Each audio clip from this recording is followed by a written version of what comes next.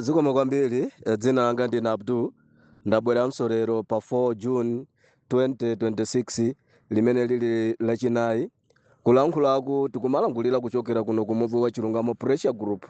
Ife amene tazipereka ndithu kuwalankhulira Amalawi, kuamenyera nkhondo Amalawi. Ife amuvi wa Chilungamo ndi amene tikuyang'ana china chilichonse chimene akuchita mkurukuta moyo ndi chipani cha DPP. Ife amuvi wa Chilungamo ndi amene tikuwauza Amalawi musamvere kulangula kwa apita Mutharika, musamvere kulangula kwa nduna zonse za apita Mutharika. Apita Mutharika pa social media akuyankhula zina, m'maradio akuyankhula zina, pa TV akuyankhula zina, koma zochitika pa ground 0 out of 0.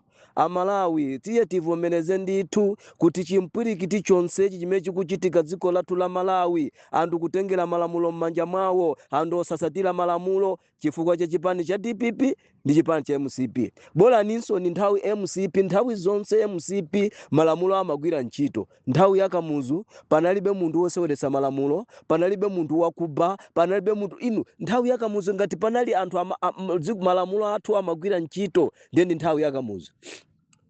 Ndaya Dr. Bakiri Muluzi kunalibe anthu kutengera malamulo m'manja mwawo ayi.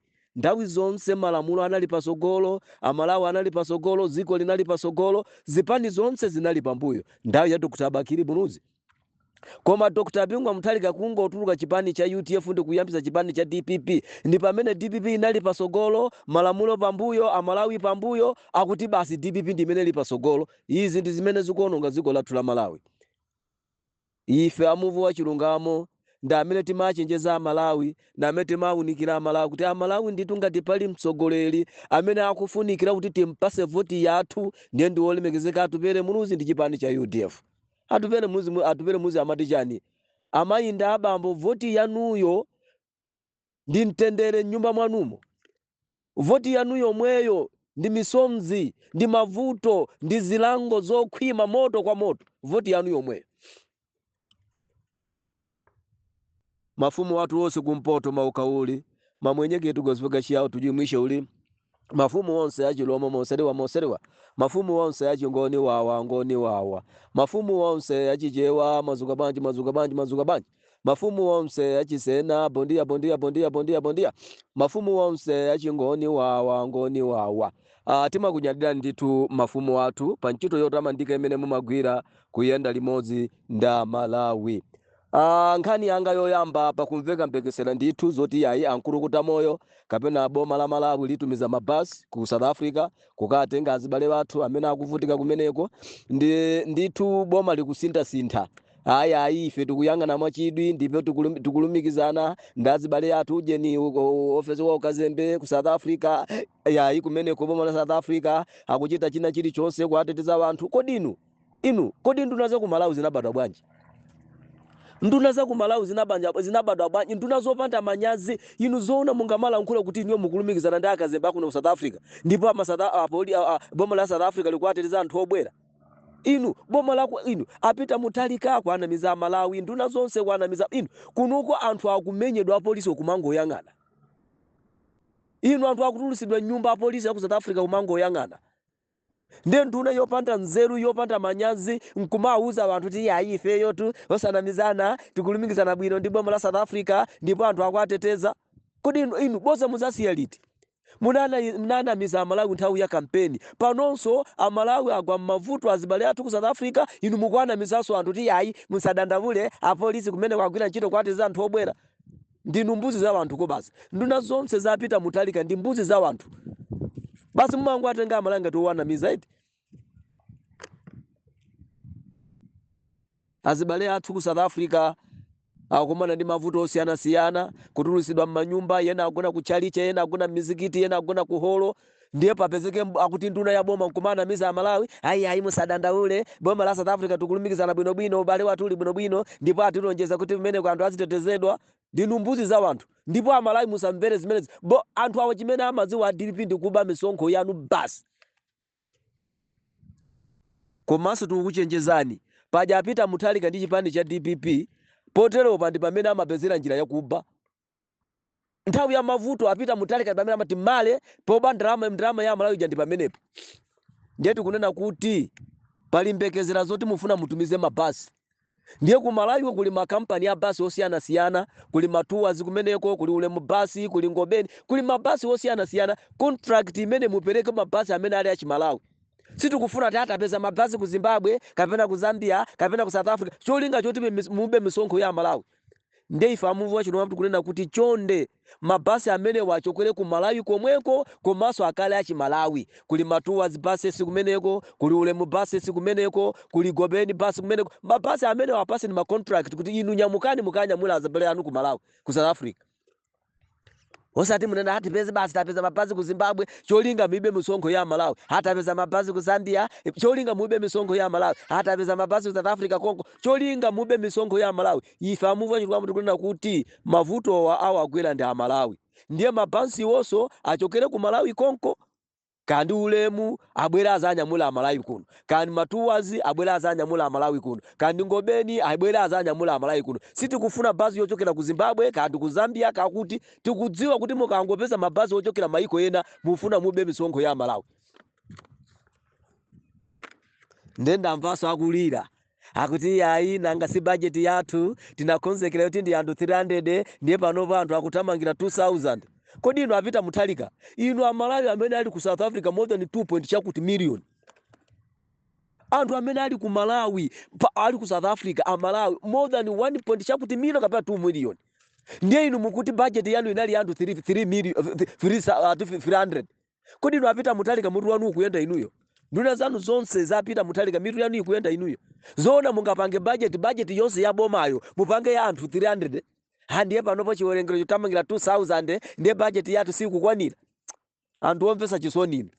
Chimene amaziwa apita mutalika ndi kuba, chimene amaziwa nduna zapita mutalika ndi kuba, chimene amaziwa a DPP ndi kuba, koma osati athandiza Malawi nthawi ya mavuto.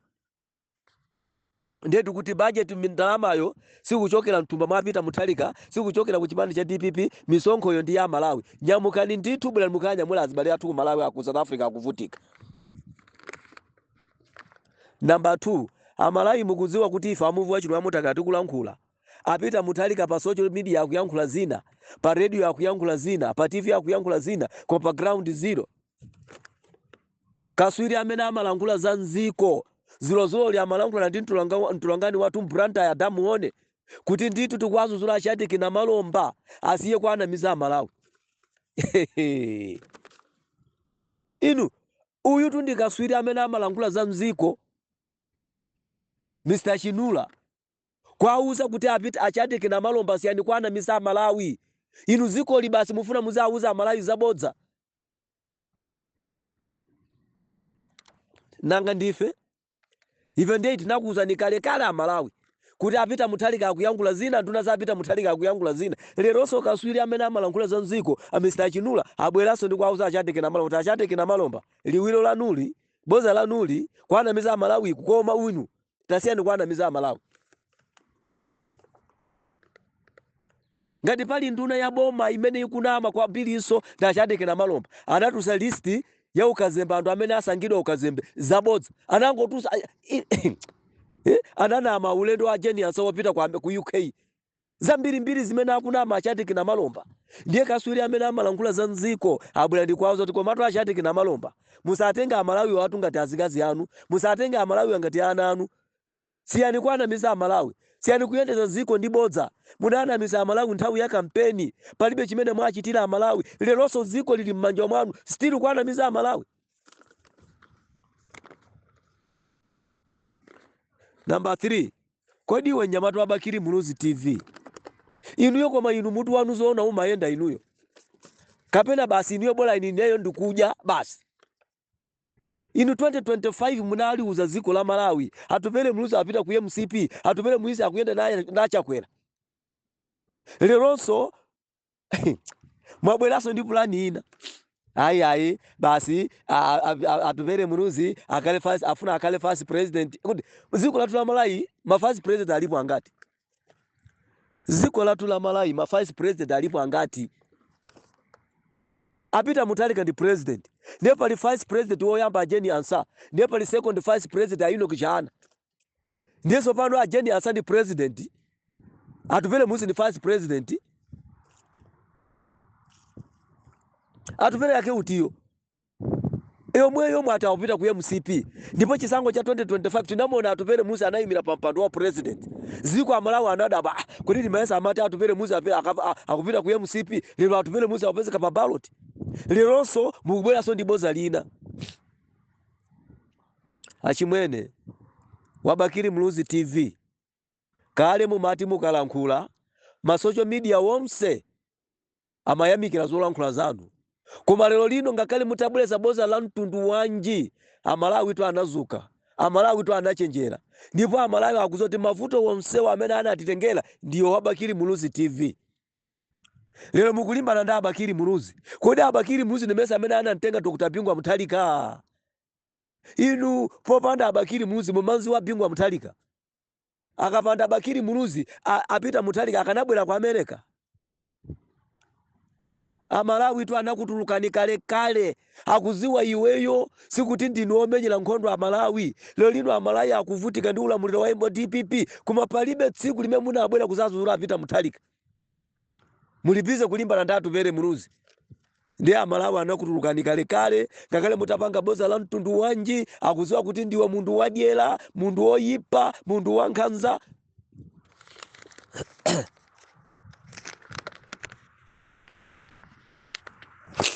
Number 4 ku Kenya kuli mademwanyo andu kukwiya anthu aku Kenya safuna zinthu zachibwana kungoona boma la siyansewu nthawi yomweyo anthu aku Kenya amazuka ndi kupanga mademo ndipo boma limanjenjemera ndipo boma limamvetsera tukuziwa kuti ku DRC kuli matenda a Ebola amene akupha anthu ndiye ku DRC ko kuli nzika azungu aku America amene agwidwa ndi matenda a Ebola ndiye boma la America litafufuza kuti anthu amene akudwalawa tiye tipeze malo ku Kenya tikasiye kumeneko ndiye boma la Kenya linavomereza ndiye anthu aku Kenya kuti inu ziteka bwanja anthu amene akudwala amene akuzidwa ndi matenda a Ebola mu Kenya muno mulibe matenda ndiye mufuna mwatenge poti ndi azungu siziteka muno palibe malo ozungira matenda amenewo koma ziko la ku Kenya titayireka mtengo ndiye moti zanadzana alitulangani watu ku Kenya anatiuza tipakali pano anthu amene aphedwa ndi awiri koma anthu ndiye sakulola mpaka program imene yaboma ayimika anthu tukukwiya inu zoona anthu akudwala kwa ku DRC ndi matenda a Ebola mamota awatumize kwawo ku America konko ndi akuti apeze malo kwa Africa kuno akasiye kumeneko ndi akuti azika ateteza pamene ku Kenya matenda usanafike ndiye matenda wakafika chifukwa cha azungu ndi anthu akwiya ku Kenya. Number 5 Anoma Nichisale tasiya ndikwana miza Malawi. Anoma Nichisale anapita ku immigration ndikwauza kumene kuja abasi tapita chicho zetakhonza ndipo adapereka malamulo kumene kuja akuti pa tsiku azitenga anthu 40 amene alawirira walembe mayina ndi azitana mmodzi azilowa kumene kuja koma Anoma Nichisale palibe chimene mwachita mbolaso mukanapanda so kupita chifukwa zimene zikuchitika kumeneko ndi zimene mwalankhula inu Anoma Nichisale ndi sosiyana kumene kwa anthu akulembesa 40 anthu ndikukhala pa nzere 1 to 40 koma zikupeza kuti anthu amene ali kumbuyo ndi amene akukalowa ku office ndi kumatenga ma passport anthu amene ali ndi ndalama kuti ni mayesa Anoma Nichisale abwera kuno kusapereka lamulo kuti pa tsiku muzitenga anthu 40 ndi anthu 40 ndi awa palibe amene wasuntha mmalo mwake anthu amene ali kumbuyo wosalira ndi amene akulowa mkatimu koma Malawi ziko la tuli kandi ndani amene anatitemberera situkudziwa kuti ndi ndani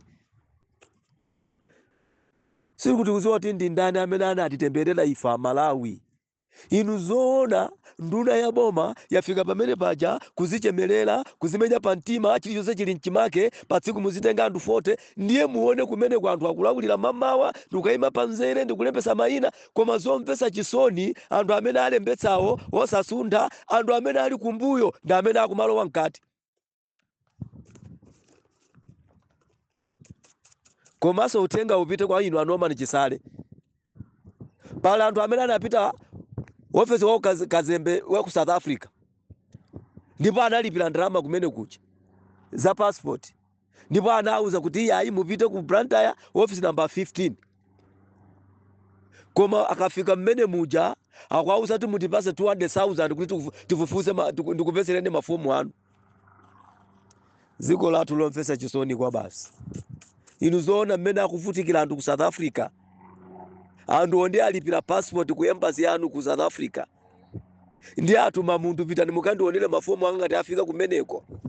Koma anthu ogwira ntchito amene kumauza kuti ngati ufuna kuti ndifufuze ndikupezere mafomu anu mupereke ndalama yokwana 300,000. Zoona. Amalawi ziko lindilatu ndipo tisalole anthu oyipa kuononga ziko latu.